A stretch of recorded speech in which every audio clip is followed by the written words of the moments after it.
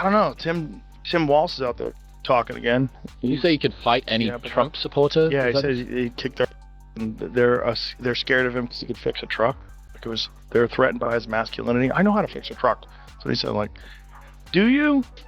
I bet you don't. The lady doth protest too I bet much, you don't. I fear. I bet if I bring a broken truck to you and a bag of tools, you're. Joe Rogan totally roasted Tim Walz, making the Minnesota governor look like the king of boring. From his wishy-washy choices and dull speeches to his fake tough guy vibe and staged photo moments, Rogan picked apart every bit of Walz's carefully built image. Walz didn't come off as a strong leader, but more like a substitute teacher messing up the attendance list while the classroom's a mess. This wasn't just a call-out. It was a masterclass in making fun of a politician who doesn't stand out. He believes a lot of wild things. One of them is transgender surgery for people who are under 13. So for those out there who are wondering, aren't there something else you could be doing or doesn't seem to impact you in your life? This is what it means to show empathy. This is what it means to be welcoming. He changed the Minnesota state flag to make it look like the Somali flag. You ever seen that? But our current flag is problematic. I think we all know that. We've evolved into a more diverse state, and I think it's more reflective of. Joe Rogan going after Tim Walz is like shining a bright light on a deer. It shows every awkward move, every silly choice, and every over-the-top political act super clearly. Walz has built his career on seeming like the calm, responsible guy. But Rogan tore that apart, saying behind the Midwest dad act is a politician who's about as exciting as a frozen TV dinner. That Tim Walz cocksucker, if that guy got into power, like if Kamala died and Tim Walz, Tampon Tim, was our president, you know how crazy this country would be? That weirdo who puts tampons in the boys' room, and what about our joy? Like, he's a complete pathological liar. Like a complete liar. Lied about being in Tiananmen Square, lied about being a fucking head coach of a football team. If you're liking this video, please subscribe and hit the bell. Walz loves to talk up his past as a teacher, coach, and military guy. Like that makes him super special. But Rogan wasn't buying it.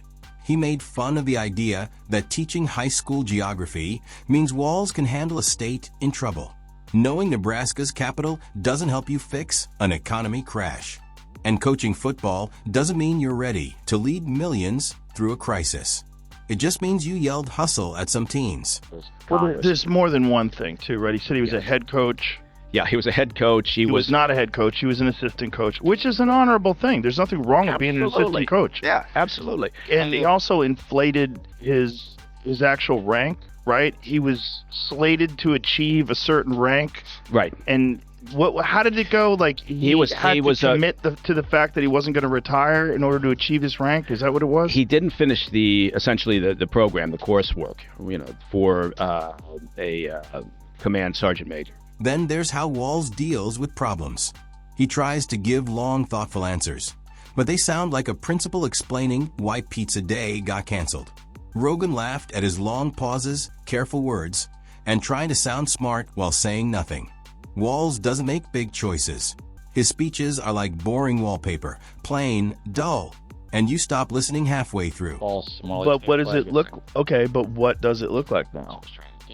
Okay, on the left is the Somali flag. On the right is the Minnesota state flag. Okay, same color as the Somali flag, a white star, a different white star in it, like the Somali flag. Very different than the original Minnesota flag. And there's the video down below that. That's when he changes it out. When it comes to crises, Walz acts like a guy fumbling with a flashlight in a dark basement. Rogan ripped into his handling of the 2020 Minneapolis mess, saying Walz let everyone down at once. Too slow, too unsure, too busy trying to look in control while everything fell apart. If leadership means stepping up, Walz's version was stepping aside and hoping nobody saw. Rogan said it was like trying to put out a fire with a tiny spray bottle. Lots of effort, no results. Yeah, that's all it is, obviously. There's video of Tim Walz doing the exact same thing. Right.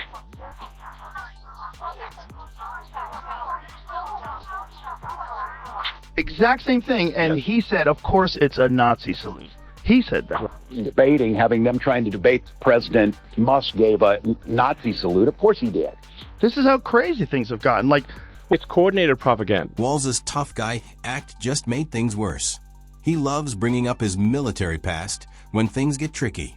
Rogan didn't let that slide, joking that Walz mentions his National Guard time like a guy bragging about lifting weights in college. Sure, he served, but that doesn't make every bad political move a genius plan. Being a soldier once doesn't mean your policies aren't a mess. Walz acts like he's running a school bake sale, not a state. When faced with hard choices, he tries to please everyone, which means nobody's happy. Rogan said it's like a comedian afraid to tell risky jokes, so they talk about airplane food for 2 hours. That's when he changes it out. So he takes out the Minnesota state flag. Oh, hold on a second. Wait a minute. Turn the volume up, please, so you hear him say that. All right, ready. Whoa, wait a minute. So he gets the flag, picks it up, moves it out of the way, and replaces it. Look at this.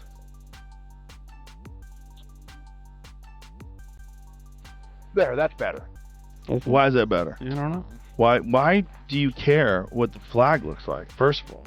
And why do you get to change the flag? How crazy is that the governor gets to change the flag? Like, who else is involved in that decision to change the flag? Is that what happened? Ask, is that what happened? Walz's style is less about big ideas and more about blending in. Rogan made fun of his speeches, which sound like they were checked by 5 teams to be super safe. Walz talks like he's trying to use tons of words to say nothing. Rogan called it a word salad with a Midwest twist, boring phrases that could fit any politician's speech. He looks like an everyday guy, but without the charm. It's not relatable. It's just average in khaki pants. Rogan also blasted Walz's policies, saying his big plans for Minnesota's economy feel like half-done experiments.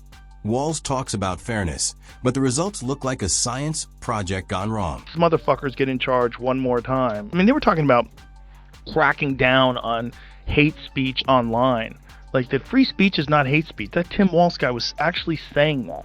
I think we need to push back on this. There's no guarantee to free speech on misinformation or hate speech, and especially around our democracy. Hate speech. Free speech does not include hate speech. What are you, by whose fucking definition? Yours? A guy who thinks tampons should be in the boys' room? Rogan compared it to watching someone build a rocket out of soda bottles. Lots of excitement, no chance of working. Even Walz's tries at inspiring people flop. His speeches about unity and strength feel like a boring voicemail from your dentist. Nobody gets pumped after a Walz speech, they just want a nap. Rogan joked that playing Walz's press conference on a plane could make everyone sleep without a bump. When Walz tries to act in charge, it feels fake, like a substitute teacher demanding respect, but getting ignored by lunch. When they decided that J.D. Vance was weird. Remember that one? And then there's just weirds everywhere. Weird. Oh, you don't want a weird guy. Meanwhile, you have fucking Tim Walz. Is your VP? You don't think that guy's weird? Super weird. He's weird in every way. Yeah. The way he walks, the way he waves his hands. Yeah, he reminds me of the clown emoji. He's a bizarre guy. He's a strange. I just don't Those are the understand why ones, they made actually. that choice. Yeah, it gives the creep. I just don't understand why they made that choice. There's a lot of other people that are qualified. I don't know why. I read that Kamala Harris made that decision when she was sleep deprived, which is kind of hilarious that she said that. So she's kind of admitting she kind of fucked. The funniest part is Walz trying to seem both relatable and smart. He wants to be the Midwest guy who's also a great leader. But Rogan said he's neither. He's not relatable because regular people don't talk in boring, tested phrases. And he's not brilliant because smart leaders don't spend half their time explaining why they didn't act sooner. Walz is both forgettable and annoying, a rare mix that Rogan roasted hard. By the end, Walz wasn't just roasted, he was cooked. Rogan pointed out how Walz dodges blame like it's a game. When things go wrong, he blames complicated stuff instead of admitting he messed up. Rogan said it's like a kid saying the dog ate his homework. It's never his fault, always something else. You. Because everything that we called misinformation just a few years ago, it's on the front page of the New York Times now that we were lied to. You can't say that you have one rule for Facebook and you have a different rule for Twitter. There has to be a responsibility that is placed on these social media sites to understand their power. The New York Times just printed a thing. Turns out we were lied to. They are directly speaking to millions and millions of people without any level of oversight or regulation. And that has to stop. Yeah, you lied to us. You were a part of it. Then there's Walz's love for photo ops.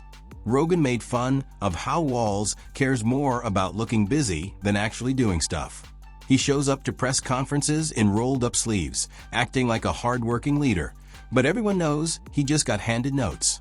Rogan said Walz is great at seeming busy while doing nothing, like someone walking around with a clipboard, spouting generic lines about progress that sound like fortune cookies.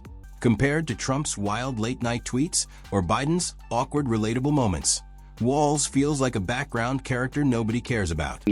What do you think about Walz's descriptions of his military career? Because there's some issues there. Yeah. That people have. I don't know if he flat out ever said that he served in Afghanistan, but he certainly didn't dissuade people from saying that he was. When they were saying he didn't correct them, Right. there was things. He did, and he didn't. Rogan also went after Walz's weak tries to be a big deal nationally. Every time Walz steps onto the bigger stage, he flops. He wants to sound like a major player, but seems like a small-time fighter missing punches. Rogan joked that Walz trying to impress the country is like bringing potato salad to a fancy restaurant. It might work at home, but nobody wants it. Walz calls himself practical and steady, but his policies wobble like a shaky table. Even his face became a joke, always with a half smile, half frown, like he just realized he forgot something but won't say it. Rogan said Walz could announce bad news or a bake sale in the same tone. It's not leadership. It's like a customer service rep with a governor's badge. Look at this.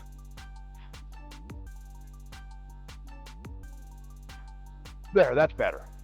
Why is that better? I don't know. Why do you care what the flag looks like, first of all?